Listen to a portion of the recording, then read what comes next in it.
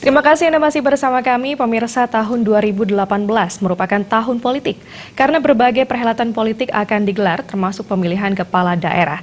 Berhubungan dengan hal itu, mahasiswa sebagai generasi muda bangsa Indonesia harus mampu menjadi pemilih yang cerdas dan bijaksana sehingga mampu memilih pemimpin yang dapat menciptakan kesejahteraan kepada masyarakat. Akademisi Gede Yusuf mengatakan proses demokrasi yang baik tidak terlepas dari pemilih yang cerdas. Pemilih yang cerdas menumbuhkan demokrasi yang matang. Peserta demokrasi mampu berjalan dengan baik jika masyarakat sudah menyadar demokrasi itu tidak bisa dibeli dengan uang. Pemilih yang cerdas tahu demokrasi itu adalah sebuah gaya hidup. Pilkada serentak tahun 2018 menjadi momen bagi masyarakat untuk lebih mendalami politik dan berdemokrasi. Demokrasi menuntun masyarakat untuk menggunakan hak suaranya sebagai warga negara.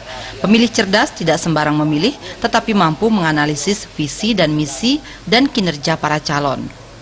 Pemahaman demokrasi mengajarkan masyarakat khususnya generasi muda untuk menggunakan hak pilih demi perbaikan tatanan demokrasi Indonesia.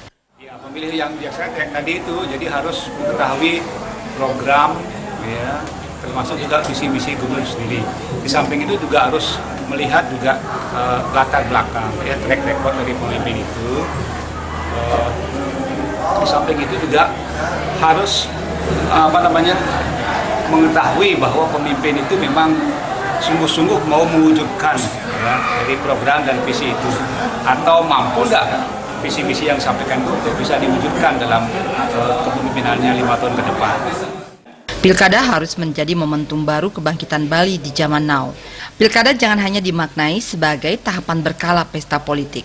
Lebih dari itu, rakyat Bali harus memaknai pilkada kali ini sebagai proses memperkuat daya tawar rakyat Bali terhadap pemimpinnya dengan mengawal regenerasi kepemimpinan Bali.